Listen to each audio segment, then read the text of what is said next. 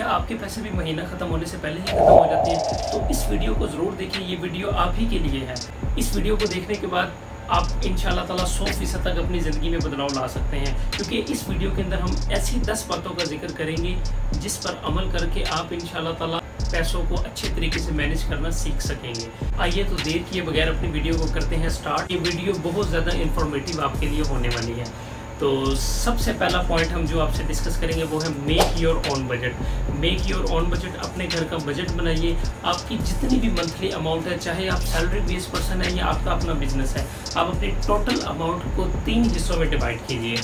आप 50%, 30% और 20% की रेशो के साथ इन 3 हिस्सों के अंदर डिवाइड कीजिए। 50% के अंदर आपकी नीड्स आएंगी जो कि हर मंथ परमानेंट होती हैं। आपकी नीड्स के अंदर आपकी यूटिलिटीज़ बिल्स आ जाते हैं, आपकी ग्रोसरी आइटम्स आ जाती हैं, आपकी हेल्थ आ जाती है और आपकी रेगुलर लिविंग एक्सपेंस आपके 50% बजट के अंदर आ जाएंगे।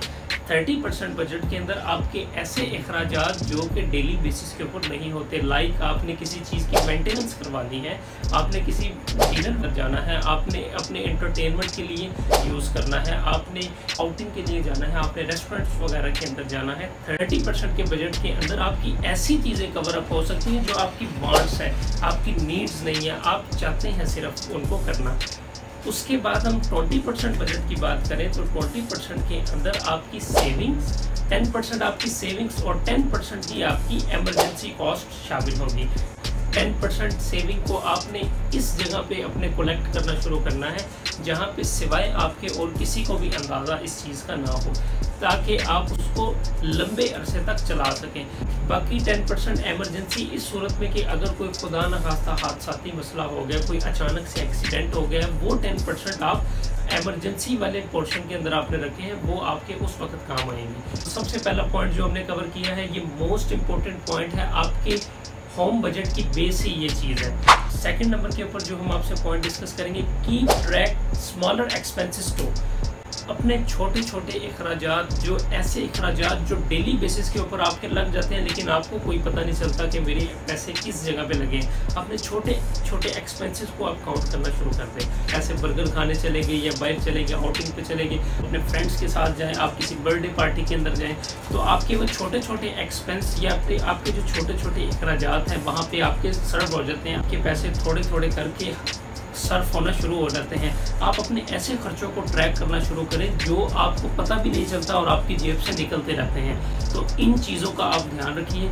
इन चीज़ों को ट्रैक करने के लिए सबसे एक आसान सोल्यूशन ये है कि आप अपना एक जर्नल बनाइए। जर्नल बनाने के बाद अपने छोटे छोटे एक्सपेंस उस जर्नल के ऊपर नोट करना शुरू कीजिए। फिर उसको अपने पिछले मंथ के साथ कंपैरिजन कीजिए कि ऐसे कौन से अखराजात एक्स्ट्रा हुए हैं जिस वजह से आपकी अमाउंट आपकी जेब से निकलना शुरू हो गई थी। पिछले महीने से कंपैरिजन करने के बाद आपको आइडिया होगा कि कितने ही ज़्यादा ऐसे अखराजात हैं जो गैर ज़रूरी होते हैं और हमारी जेब से पैसे उनकी वजह से निकलना शुरू हो जाते हैं और हमें उस चीज़ का कोई पता नहीं चलता। तीसरे पॉइंट की तरफ चलते हैं तो वो है गेट योर डेब्ट अंडर कंट्रोल। अपने कर्जे लेने की आदत को कम से कम कीजिए। अगर आप कर्जई हैं या आपके ऊपर किसी किस्म का कर्ज चढ़ा हुआ है तो आप उस कर्ज को उतारने के लिए आपके ऊपर जितने भी कर्ज चढ़े हुए हैं आप उनका एक स्केड्यूल बनाएं। स्केड्यूल बनाने के बाद आप जो मंथली बजट बनाते हैं उसके जो सेविंग पॉइंट है, उस सेविंग पॉइंट से कुछ अमाउंट जो सबसे ज़्यादा कर्जा आपके ऊपर चढ़ा हुआ है, आप उस कर्ज को उतारने के लिए उस अमाउंट को स्टेप बाय स्टेप यूज़ करें। फिर आप स्टेप बाय स्टेप स्केड्यूल के मुताबिक, लिस्ट के मुताबिक बाकी तमाम कर्ज की कीमत की भी अदायगी अपने सेविंग बजट से बाआसानी कर सकते हैं। फोर्थ पॉइंट को जिक्र करते हैं, keep track your monthly payment and limit them. मतलब कि ऐसे भी कोई ऑटोमेटिक सब्सक्रिप्शन जैसा कि नेटफ्लिक्स है, अमेजोन प्रीमियम है, इसके अलावा कोई इंटरनेट पैकेज हो सकता है, आपकी जिम मेंबरशिप हो सकती है, ऐसी मंथली मेंबरशिप्स जिसकी वजह से आपको हर मंथ पेमेंट अदा करनी ही पड़ती है, ख्वाह आप उससे फ़ायदा उठा रहे हैं या नहीं उठा रहे। समटाइम ऐसा होता है कि जिम में मेंबरशिप ले लेते हैं, जिम करने जाते नहीं हैं, तो वो सारी की सारी अमाउंट आपकी वेस्ट जाती है। इसी तरह समटाइम ऐसा होता है कि आप नेटफ्लिक्स की मेंबरशिप लेते हैं तो आप नेटफ्लिक्स के ऊपर आपके पास इतना टाइम नहीं होता कि आप मूवीज़ वगैरह या कोई भी चीज़ आप देखें, तो वो सारी की सारी अमाउंट ज़ाया जाती है। ऑटोमेटिक सब्सक्रिप्शन से बचें और अपने बजट के लिहाज से इन चीज़ों को मैनेज करना सीखें। अगर तो ये चीज़ें आपके लिए बहुत ज़्यादा ज़रूरी हैं और आप इनके बगैर नहीं रह सकते, फिर तो आप इन चीज़ों की तरफ लाजमी जाइए। लेकिन अगर आप समझते हैं आप छोड़कर देख लीजिए। अगर आप समझते हैं कि ये आपकी ज़िंदगी के अंदर कोई अहमियत के हामिल नहीं है तो फिर आप इन चीज़ों का एक मरतबा छोड़कर देखिए, इंशाअल्लाह ताला आपके बजट के अंदर ये बहुत ज़्यादा अहम किरदार अदा करेगी। दोस्तों, बहुत से बिज़नेस ऐसे हैं जो इसी थीम के मुताबिक चल रहे हैं और हमें इस चीज़ का कोई आइडिया नहीं होता। हम सिर्फ एक शौक के अंदर लगा लेते हैं, लेकिन बाद में हमें इतना भी टाइम नहीं मिलता कि हम एक दफ़ा उस ऐप को सीन करके भी देख लें। तो इस चीज़ को लाजमी आप सोचिएगा, ये चीज़ें हमारी वेस्ट ऑफ मनी और वेस्ट ऑफ टाइम है। अगर आप इन चीज़ों के ऊपर अमल करेंगे तो इंशाअल्लाह ताला आपका बजट ज़्यादा बेहतर तरीके से इम्प्रूव हो सकेगा। फिफ्थ पॉइंट अपना जिक्र करते हैं, compare the price before buying. कि जब भी आप कोई चीज़ मार्केट से लेने के लिए जाएं तो प्राइस को कंपैरिजन कीजिए। प्राइस कंपैरिजन करने के साथ साथ आपके पास इस चीज़ का राइट है कि you can ask for discount. आप डिस्काउंट के लिए पूछ सकते हैं।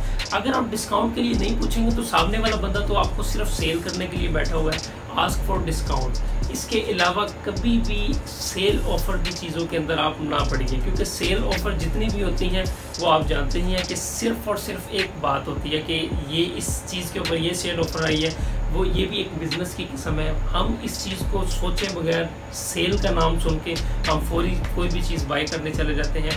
तो दोस्तों, इस चीज़ से निकलना पड़ेगा, तभी जाकर आप अपने बजट को बेहतर तरीके से इम्प्रूव कर सकेंगे। कभी भी ब्रांड कॉन्शियस माइंड के लिहाज से मत सोचिए। कोई भी चीज़ है आप उसको ब्रांड के लिहाज से मार्केट के अंदर कंपैरिजन करेंगे तो डेफिनेटली आपको अदर ब्रांड की निस्बत ज़्यादा पे ही करने पड़ेंगे, क्योंकि एक ब्रांड जो है उसके नाम की वैल्यू एक ज़्यादा होती है। तो कभी भी एक नाम के पीछे ना भागिए, ऐसी चीज़ का इस्तेमाल कीजिए जो ब्रांड के अलावा आपके लिए ज़्यादा सूटेबल हो। ब्रांड डजेंट मैटर, आपके ऊपर जो चीज़ ज़्यादा सूट करे वो चीज़ मैटर करती है। तो इस चीज़ का भी लाजमी ख्याल कीजिए। और फोर्थ पॉइंट जो इसी के अंदर आता है, इसी पॉइंट के अंदर, वो है buy generic. Buy generic mean के ऐसी चीज़ों का इंतखाब कीजिए जो आम और सिंपल हो। जितनी ज़्यादा सिंपल और आम होगी आपको ज़्यादा से ज़्यादा कॉम्प्लिकेशन से बाहर रखेंगी और सबसे बढ़कर आपके बजट के ऊपर बहुत ज़्यादा असरअंदाज होगी। आप सिंपल लीजिए, अच्छी लीजिए, और ऐसी भी चीज़ मत लीजिए कि जो आपके ऊपर अच्छी भी ना लगे। आप इतनी सिंपल नहीं बैठेंगे आपके ऊपर अच्छी भी ना लगे। आप ऐसी चीज़ लीजिए जो माकूल, मुनासिब और आपके लिहाज से सूटेबल हो, ना कि सिर्फ एक ब्रांड नेम के लिहाज से आप चीज़ को परचेज़ करें। तो ये भी बहुत ज़बरदस्त है। इन चीज़ों के ऊपर अमल करने से आप यकीनन अपने बजट को बहुत ज़्यादा बेहतर बना सकते हैं। 6 पॉइंट जिक्र करते हैं, तो रिड्यूस योर एनर्जी कॉस्ट। ये भी इस वक्त हमारे पाकिस्तान के लिहाज से तो बहुत ही एक ज़्यादा अहमियत का हामिल पॉइंट है कि अपने इलेक्ट्रिसिटी की कॉस्ट को बहुत ज़्यादा कम से कम करने की कोशिश करें।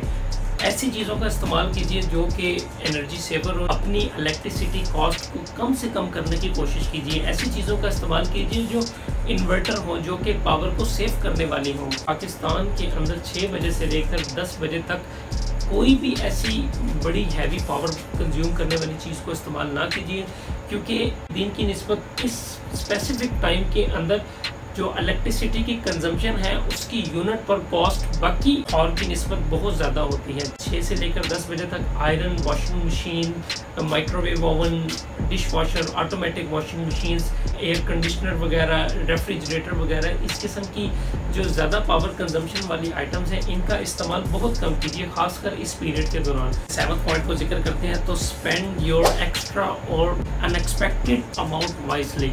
आपका कोई भी बोनस लगा है, आपकी कोई भी कमीशन बनी है, आपको कोई भी ऐसी अमाउंट जो कि एक आपकी मुतलका अमाउंट से हटकर आपको दी गई है, उसको बहुत ज़्यादा आराम और तरीके से इस्तेमाल कीजिए। इससे ये होता है, समटाइम ऐसा होता है कि हम अपनी इस किस्म की अमाउंट को ऐसे दावतों के अंदर उड़ा देते हैं, रेस्टोरेंट्स वगैरह के अंदर चले जाते हैं। तो इन चीज़ों को मद्देनज़र रखते हुए अपने मंथली बजट के अंदर उस चीज़ का लाजमी कुछ ना कुछ हिस्सा डालिए, क्योंकि आने वाले दिनों के अंदर वही अमाउंट आपके लिए बहुत ज़्यादा अहमियत की हामिल हो सकती है।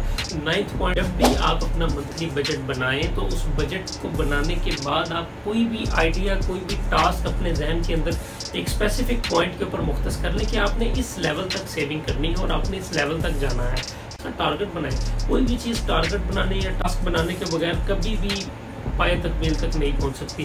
10th पॉइंट जो मैं अब आपसे जिक्र करूंगा ये मोस्ट इम्पोर्टेंट पॉइंट है, जिस रूल के तहत जापानीज़ अपनी प्लानिंग करते हैं काकेबो के नाम से। इस बजट प्लान के अंदर जापानीज दो डायरीज लेते हैं, एक बड़ी डायरी होती है और एक छोटी डायरी होती है। बड़ी डायरी के ऊपर वो अपने जितने भी बड़े एक्सपेंसेस होते हैं, जो परमानेंट एक्सपेंसेस होते हैं, utility bills, grocery items, health वगैरह, इंश्योरेंस वगैरह, हर एक चीज़ को उसके ऊपर लिखते हैं। और अपने ऐसे स्मॉल एक्सपेंस जिस चीज़ का हमें कोई अंदाज़ा नहीं होता कि वो हमारे पैसे किस जगह पे लग रहे हैं, वो उस चीज़ के ऊपर रखते हैं।